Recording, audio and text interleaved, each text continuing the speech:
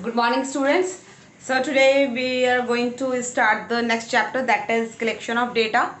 In old book it is a second chapter beta, but in new book it is a third chapter because second chapter we have completed, and I hope you all have done the question answer and notes of these chapter also. So let's start the new chapter, that is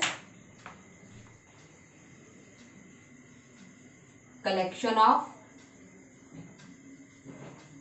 data.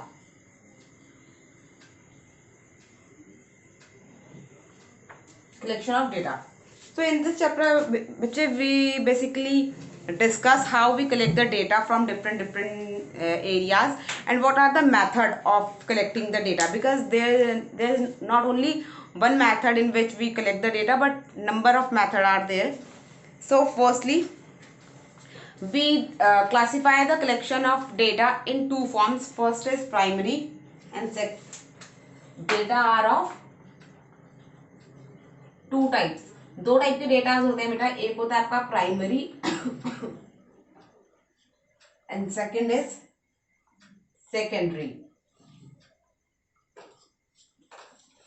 ठीक है. तो देखो primary data कौन सा होता है. Primary data simple वो data होता है जो कि आपको डायरेक्टली मिलता है. सपोज मैं जाती हूँ किसी दूसरे स्कूल में और वहां से जो भी इंफॉर्मेशन लेकर आती हूँ, दैट इज प्राइमरी डेटा. ठीक है. अब मैं उसी स्कूल की इंफॉर्मेशन लेती हूँ मगर खुद जाके नहीं, कहीं नेट से या किसी मैगजीन के थ्रू या न्यूज़पेपर के through, that is secondary data. ठीक है. देखो क्या बोल रहे हैं. Primary data refer to those data which collected by the investigator himself. जो इन्वेस्टिगेटर खुद से कलेक्ट करता है, that is primary data. And the data refers to those fact which have been already collected is secondary data. जो already कहीं पर collected है और आपने उसे देख लिया, that is secondary data. Okay. Now we will discuss the methods of collecting data. उसमें सबसे पहले आता है आपका methods of collecting data में methods of collecting data में सबसे पहले आता है बच्चे आपका direct personal investigation. Direct personal investigation.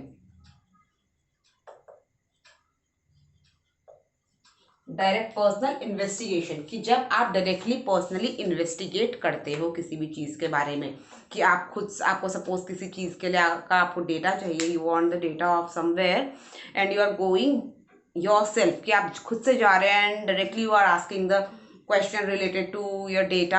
आप खुद से इंफॉर्मेशन ले रहे हो, खुद से इन्वेस्टिगेट कर रहे हो कि अच्छा ये क्या है, और खुद से कलेक्ट करके ला रहे हो, that is direct personal investigation.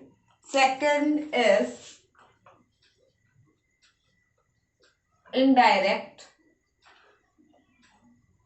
Oral investigation.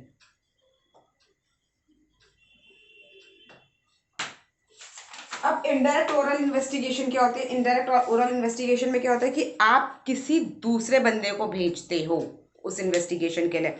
The investigator approaches certain source which are connected with the information directly और इनडायरेक्टली. मतलब क्या होता है कि सपोज मुझे किसी XYZ किसी कंपनी का डेटा चाहिए, तो मैं क्या करूँगी कि मैं किसी एक ऐसे बंदे को ढूंढूंगी जो उस कंपनी का थोड़ा क्लोजेस्ट होगा या जानकार होगा, और उसको बोलूँगी कि आप जो है इनसे ये चीज़ें पूछ के ले आओ. तो that is indirect oral investigation, right? Next is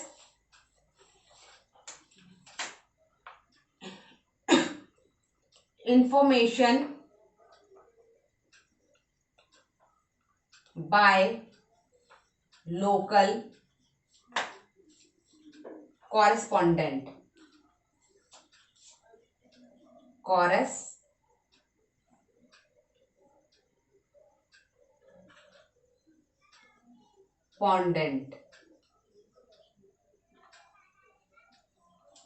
information by local correspondent की मतलब आपने जो लोकल के जो एरिया में जो लोग रहते हैं उनके थ्रू डेटा कलेक्ट किया. सपोज मुझे किसी कंपनी का डेटा चाहिए, XYZ यहाँ पे कोई कंपनी है और मुझे उसका डेटा चाहिए, तो मैं क्या बोलूँगी कि इधर एरिया में जो लोग आपस में रह रहे होंगे, इस कंपनी के आसपास जितने भी लोकल लोग रह रहे होंगे, मैं उनसे बोल दूंगी कि आप थोड़ा देखते रहेंगे कि भाई कितने लोगों का मतलब ऑलमोस्ट यहाँ पे आना जाना है या किस टाइप का काम हो रहा है। तो मैं लोकल लोगों से पूछ लूँगी, that is information by local correspondent. Okay, next is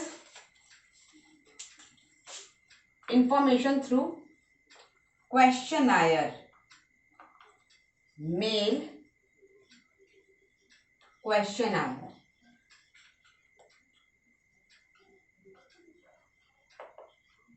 कि आप कोई क्वेश्चनायर मेल करते हो, and now this is very important.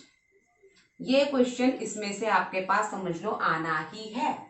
Questionnaire क्या होता है बेटा? Questionnaire is a list of question which you send to the owner and get the answer in that questionnaire. मतलब क्या होता है कि अगर सपोज मुझे किसी स्कूल का या किसी कंपनी का कुछ डेटा चाहिए तो मैं उसको एक क्वेश्चनायर मेल कर दूंगी, मतलब एक मेल बनाऊंगी, उसमें मैं लिस्ट ऑफ क्वेश्चन डाल दूंगी, जो भी मेरे दिमाग में क्वेश्चन होंगे, जो भी मुझे नेसेसरी होंगे, जो भी मेरी नीड्स होंगे, वो सारे क्वेश्चन मैं डाल दूंगी और उसके सामने मैं ब्लैंक ब्लैंक जैसे इस तरीके से, सपोज मुझे चाहिए name of the company, number of people working, how many male female, salary pattern, और उसके आगे मैं ऑप्शन डाल दूंगी ऐसे, और जो भी आंसर ठीक होगा वो उस पर टिक टिक कर देंगे, या फिर केवल मैं यहाँ पे बॉक्स बना दूंगी जिसमें वो आंसर लिख के भेज देंगे, मतलब आपको मेल कर देंगे, रिपोर्ट कर देंगे।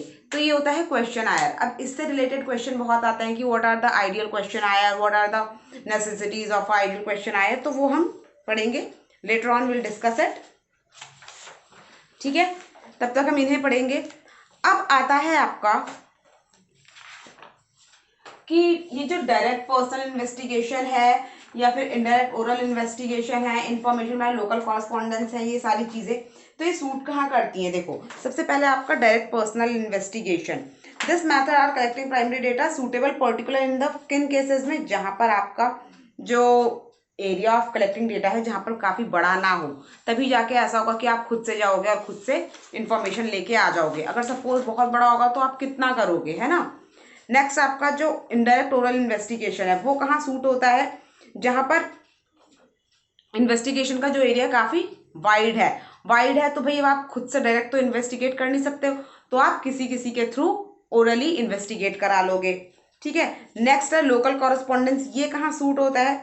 ये सूट होता है आपका जहां पर इन्फॉर्मेंट्स आर एजुकेटेड, जहां पर जो लोग होंगे, इन्फॉर्मेंट्स जो आपको इन्फॉर्मेशन ला के दे रहे हैं वो एजुकेटेड होंगे, सो दैट वो जो आपको डेटा देंगे वो एक्यूरेट होगा।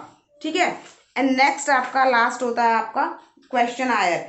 तो क्वेश्चन आयर देखो आपका कहाँ पर सूटेबल होता है? ये आपका सूटेबल होता है where the necessity skilled are required, जहाँ पर आपको कुछ स्पेशल चीज़ें आपको पूछनी है, यहाँ पर आपको मतलब जो इन्वेस्टिगेशन है वो कुछ स्किल से रिलेटेड करनी है जिसके बारे में नॉलेज हो, तो वहाँ पर क्वेश्चन आया सही रहता है, जिससे कि जो ओनर होता है वो खुद से आपको आंसर कर देता है।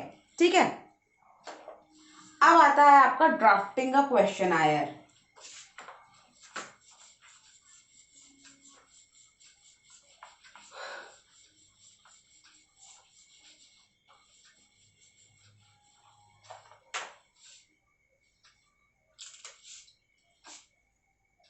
essential of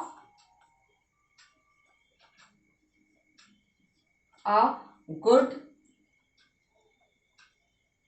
questionnaire।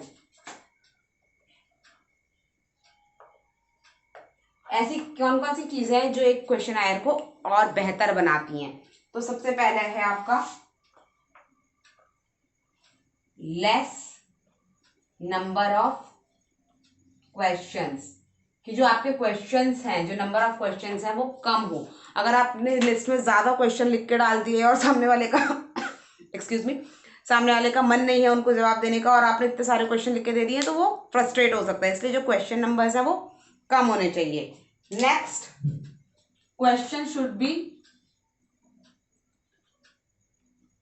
Small and clear, कि जो भी आपका क्वेश्चन है वो पहले तो छोटा होना चाहिए, जिससे कि ऐसा ना हो कि बंदा पढ़ रहा है कि अच्छा क्या पूछना चाह रहा है, क्या पूछना चाह रहा है, और कंफ्यूज हो गया।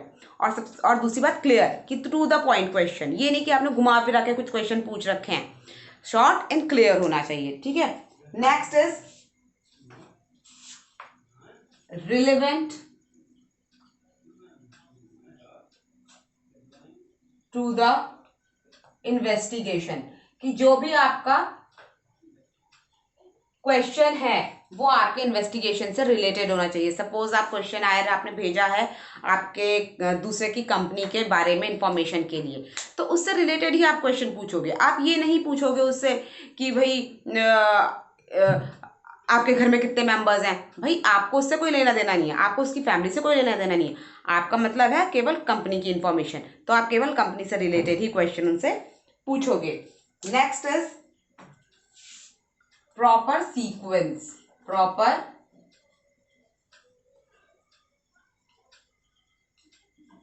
जो क्वेश्चन का सीक्वेंस है वो प्रॉपर होना चाहिए। कि सपोज मैं पहले कंपनी का नाम पूछ लूँ, फिर मैं नंबर ऑफ एम्प्लॉय कब इस्टेब्लिश हुआ ये पूछ लूँ, नंबर ऑफ एम्प्लॉय, पे, मेल फीमेल, प्रोडक्ट किस टाइप के प्रोडक्ट, ये नहीं कि सबसे पहला क्वेश्चन मेरा आ गया कि आपका रॉ मटेरियल कहाँ से आता है, एंड देन मैं लास्ट क्वेश्चन डाल रही हूँ कि how many workers are there. तो एक प्रॉपर सीक्वेंस होना चाहिए, तरीके से होना चाहिए, ठीक है। नेक्स्ट इज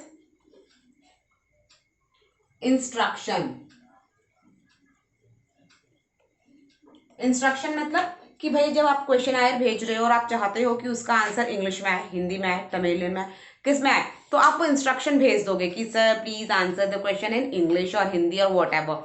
या आपको और कोई इंस्ट्रक्शन चाहिए कि भाई कुछ बड़ा कि आंसर जो भी आपका चीज़ क्वेश्चन आयर है उसका जो रिवॉर्ड है वो विद इन 2 days में, 3 days में, जो भी इंस्ट्रक्शन आप उन्हें देना चाहते हो वो दे दो, ठीक है। नेक्स्ट प्रॉपर प्लेस, जो भी आप क्वेश्चन आया रेडी कर रहे हो उसमें क्वेश्चन एक प्रॉपर प्लेस में होना चाहिए। सपोज आप अगर मेल कर रहे हो और कंप्यूटर की स्क्रीन इतनी बड़ी खुल रही है, तो ये नहीं कि आपने क्वेश्चन ऊपर लिखा हुआ है छोटा सा, या इतना बड़ा स्क्रीन पे केवल एक क्वेश्चन आ रहा है। प्रॉपर प्लेस और फॉर्मेटिंग अच्छी सी होनी चाहिए। And last but not the least is very important, that is pilot survey. Pilot survey, अब ये अलग से 2 नंबर का क्वेश्चन भी आ जाता है कि what is pilot survey. Pilot survey क्या होता है कि जब भी आप कोई क्वेश्चन आए भेज रहे हो, लिस्ट ऑफ क्वेश्चन दूसरी कंपनी में या दूसरी ऑर्गेनाइजेशन में भेज रहे हो, तो उस क्वेश्चन आयर को you have to make sure that your senior has checked it, कि आपका जो सीनियर है, जो भी बॉस है, जो भी ओनर है, उसने पहले से उस क्वेश्चन आयर को चेक कर लिया है, क्वेश्चंस देख लिए हैं, उसके बाद ही उसे आप आगे फॉरवर्ड करोगे, ठीक है। दैट इज पायलट सर्वे, और ये 2 मार्क्स के लिए स्पेशली भी आ जाता है, ठीक है। So that is all for today. You revise the topic and especially this essential of a good question आया, and till then take care.